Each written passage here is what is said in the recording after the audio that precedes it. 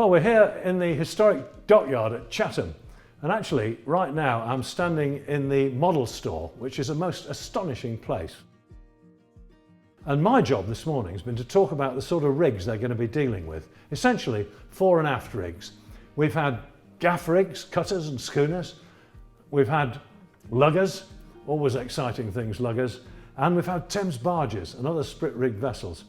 And this morning, first thing, I gave a presentation which with slides and a few yarns and talked about things generally, about how these rigs are, about how sails actually work, because not that many people really understand what's going on when the wind blows around a sail, but the folks know exactly how it works now, which is going to help them when they get onto a boat and they've actually got to set a sail, hoist it, lower it, shape it and make it work.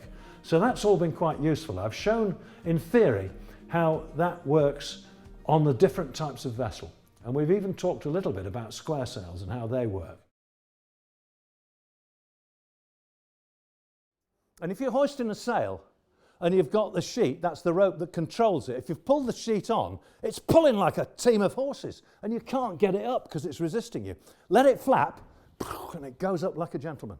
No problem at all. So that's what's going on here. That one's let off. They're pulling it up. There's a couple of guys down here somewhere who'll be pulling it up. And when it's up, some more guys pull the sheet in and that one pulls too. Aha! Square sail. A simple square sail. We'll have another look at this boat in a bit. This is a Norwegian boat. It's a femburing. To save you the trouble of my awful Norwegian pronunciation, it's a Northlands boat. It comes from the Lofoten Islands, right up the top, just north of the Arctic Circle. And they were building these boats after World War II and still sailing them. They were quite dangerous, but very, very fast and extraordinarily beautiful. And I had the pleasure of sailing one of those in 1983. And in fact, so did my daughter Hannah, but she may not remember because she was quite small. And we've got a Thames barge here going by. Look at the shape of that sail. Can you see? It's got curvature, hasn't it? You can see it's bellying out to the wind. And the topsail, the one at the top, the brown one at the top, is very much the same. And if you look at that white jib, the bottom sail sticking out the front on the bowsprit, you can see the curvature absolutely clearly in the bottom of that sail. And that's the curvature that the air is flowing round with the sail and making it do its job. And it's lifting the barge. And they're lifting the barge up here somewhere, and for reasons that we'll look into in a moment, it doesn't go sideways. It goes straight ahead.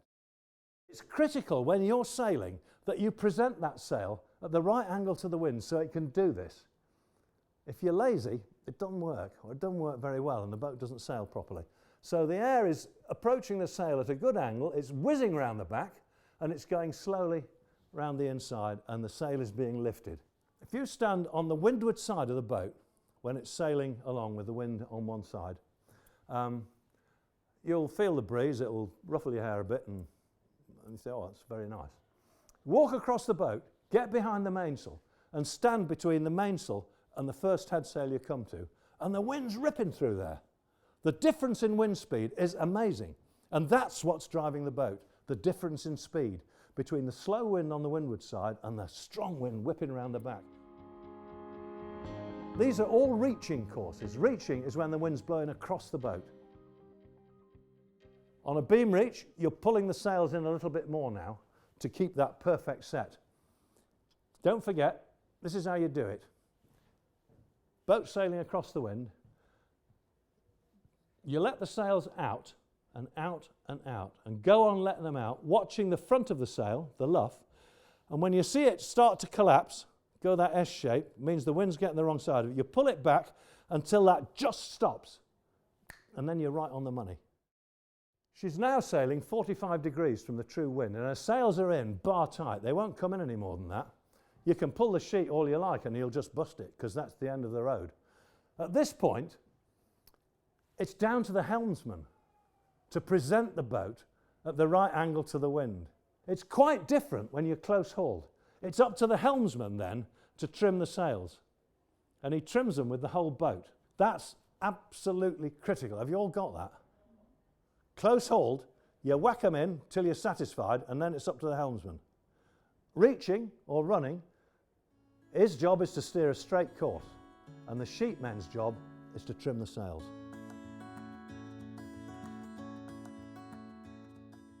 Skipper's decided he's not going to motor anymore. He's going to sail dead downwind. He's got 10 knots of wind coming from behind him, but he's doing 3 knots. So if there wasn't any wind at all, he'd have a 3-knot headwind, wouldn't he? So actually, we have to factor that 3-knot headwind in to the apparent wind. He's got 7 knots of wind. He's got 10 knots of wind coming behind him. He's got 3 knots from his forward motion. So what he ends up with is an apparent wind of 7 knots.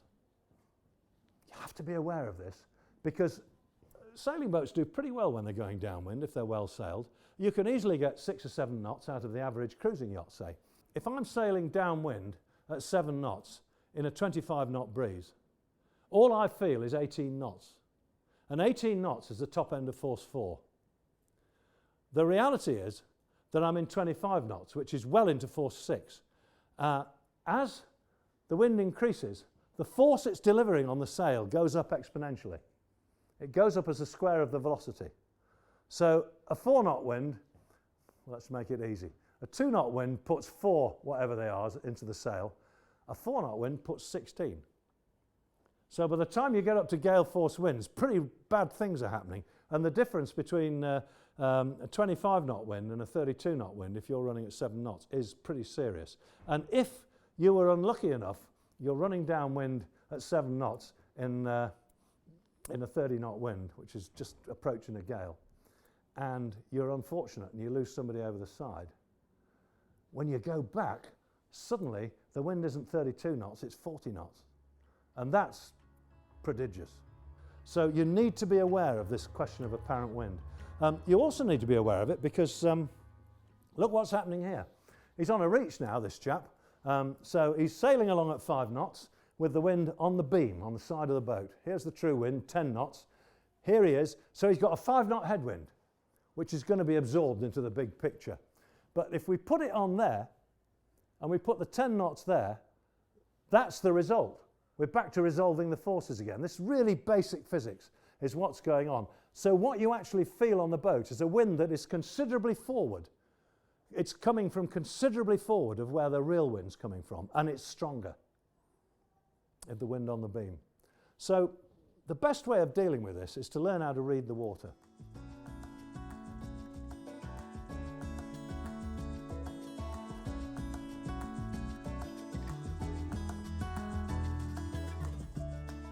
Now look at this.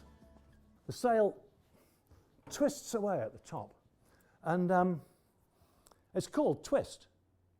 The wind's blowing across this boat. It's just forward of the beam, as you can see. He's on a close reach. Now, down at water level, the wind's probably blowing about, looking at that's probably about 18 knots. Top end of force 4, maybe bottom end of 5. There's a bit of dark on the water. 60 feet up, it's blowing harder. It's blowing faster, because the proximity to the earth slows it down. Proximity to the water, just the drag, the friction slows it down. So, the apparent wind, which is a mixture, remember, of how fast he's going forward. He's doing 10 knots, that boat, if he's doing anything. He's doing 10 knots, and he's got probably, up aloft, he's got 20, 22 knots of wind. And down here, he's got 15. So, the bend of the wind from 10 knots is going to be much more at 15 than it is at 22, isn't it? If you're sailing along and you've just got a relatively light wind and you're doing a certain speed and you've got 10 knots of forward wind to factor in to your apparent wind, 10 knots is going to have a bigger effect on a light wind than it is on a heavy wind. And so at the bottom here, the apparent wind is such, it's pulled forward a lot more than it is up the top because it's stronger at the top. So this excellent skipper has allowed his sails to twist a bit, and he's done it under control. And the wonder of it is that this sail up here, remember, the sail's producing its best force the further out from the midline of the boat you can get it. Remember, as you sail away from the wind, you ease the sheet, the sail goes out. So this bit is out further, so it's pushing forward a lot more than this bit down here. And it's moving the boat along, and it's not making it heel so much. Let's look at some modern boats, some old boats, proper boats. Look at this one, Falmouth working boat. Classic gaff cutter. These guys really know how to sail these boats, and that is seriously under control. Look at the twist. Down here, he's practically close-hauled. Up there, that sail is right off, but it's still drawing. And that is pushing forward. If he hove down hard on that main sheet and pulled that sail up to windward, which he would, he'd really pull that main sheet in, it'll pull down on the leech, the back end of the sail, that'll pull the gaff up, that'll come up, the boat will heel more, and it won't be happy. It won't be going so fast. So by letting it twist in a controlled manner, he's getting loads of go. And he's watching that sail. He's right on the edge. It's just starting to lift up the top there. That means he's got a little bit too much twist. So he might just see what he can do to control it. Most of the boats you sail will have at least 2 sails. Some of them will have a lot more. They work together. That's the foresail and that's the mainsail. If you take the foresail away, the force that the main is producing will be a lot less. Because you remember what I said about standing in the slot on a cutter? You stand between the main and the head sails, and you feel the wind ripping through.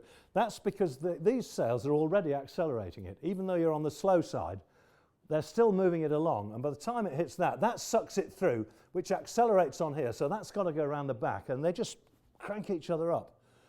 It's a wonderful thing. And if there's some overlap between them, like there is here, that creates what's called a slot, and the air will rip through there and go quickly. This is Jolly Breeze. You can see how these sails are slotting. But if you can peer at this, you can see that the great big Yankee topsail, the full hoist topsail, that's really the powerhouse of the boat. That is pulling like a maniac. And it's outside all the other sails. That's the slotter. That's driving the wind through the jib, which is here, which is accelerating it around the staysail. And by the time it gets to the mainsail, it's half a gale of wind in here. And it's all being driven by this. That's a jackyard topsail. It's got 2 extra spars to extend the sail above the normal place. A normal topsail would go from the end of the gaff up to the masthead sheave, and it would be that size. And it would be a very useful sail. But a jackyarder absolutely winds the rig up. It's worth far more than its extra area. We're back on the Westward boat here, and they're hoisting the jackyarder. That's the boatswain aloft. And he's helping the yard go up past all the gubbins at the masthead, which you can see is considerable. That yard is 64 feet long. 64 feet long. And it took 6 young men to carry it. And when you're hoisting that, if the bloke on the pin, boys are pulling away, the bloke on the pin gets it wrong and it comes down, it'll go straight through the deck.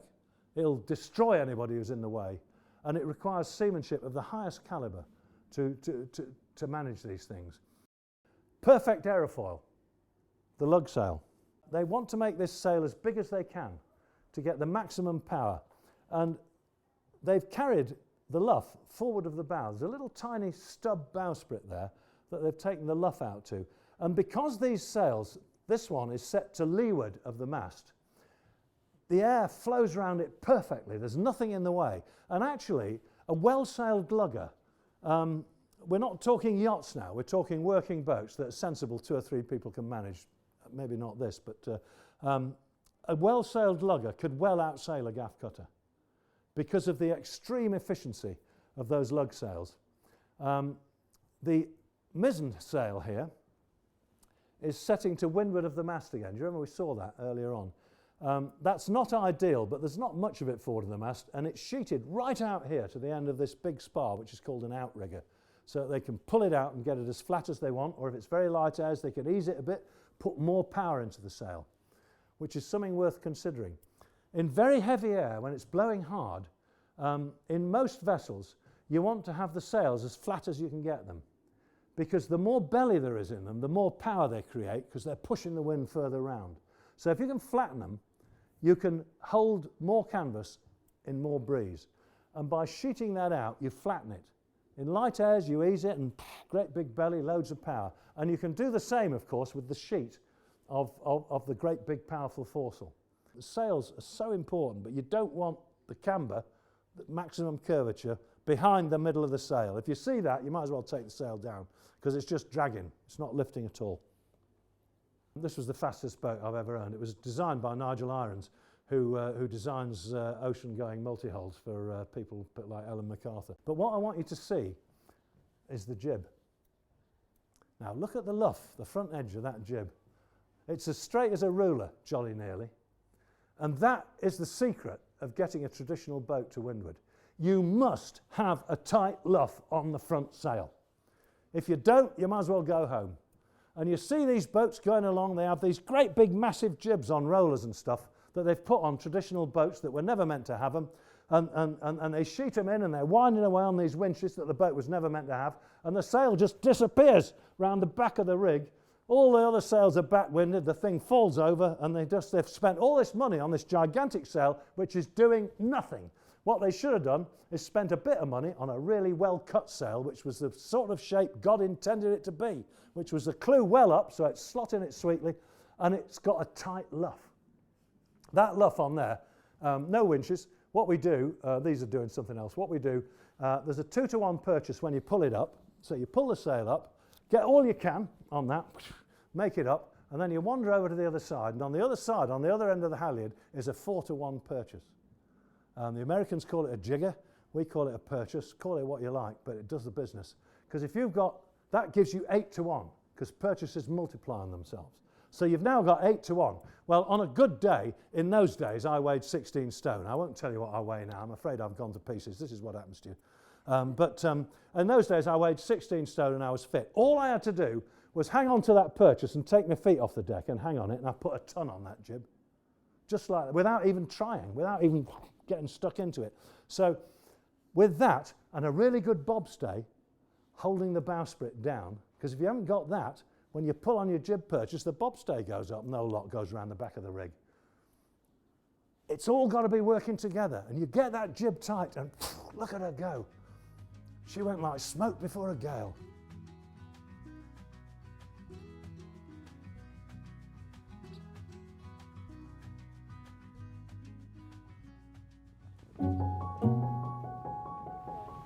We're on Blue Mermaid on the River Ster, an engineless Thames sailing barge with the Sea Change Sailing Trust, one of our partners in the programme, to see how Jenna, one of our trainees, has put the skills she's learned in the masterclass into practice. What we really want to see is our trainees understand how to get the best performance, speed and efficiency out of the vessels they're working on by using the rig correctly. What we want to achieve overall is an exchange of knowledge from one generation to the next, and to teach our trainees how to sail these historic vessels in a way that references their past. I'd sailed on a gaff-rigged boat before, but not a spritsail-rigged boat, so it was useful to get an idea about what kinds of things to expect and how different types of rigs worked. During the traditional rig masterclass, we went into the model room at the museum at Chatham, and we could compare. I think there was like a brig and different cutters and smacks and different gaff-rigged boats, and also a spritsail barge. So it was good to compare like the different ways. I guess the way the boats were designed to do different things, and you could really see that clearly in the hull shape. So comparing a more yachty kind of racing kind of boat, comparing that to a working barge, being able to see the little details of how each of the rigs worked was really interesting. Seeing the model of the barge at the museum was sort of my main introduction to that kind of rig, and it was actually seeing in 3D how the brails work and how, like, where all the winches are on deck, because I hadn't been on a barge before, and just kind of getting that first little taste of what they're like and how they would sail. Well, I think having looked at various different types of rig is really, really useful, just because like I might end up working on one of those boats, and having an idea of how they work is a really useful first step. In this day and age, it's actually very easy to lose sight of what the boats were designed to do. They're very picturesque, very attractive. People look at an old boat. They don't necessarily always recognise the work it was doing and how the people who were operating it were doing so. What Shipshape is trying to do is to keep that understanding alive, bring the trainees to a point where they're going to go off and be ambassadors for an authentic understanding of operating maritime heritage, and that's a fantastic thing to achieve.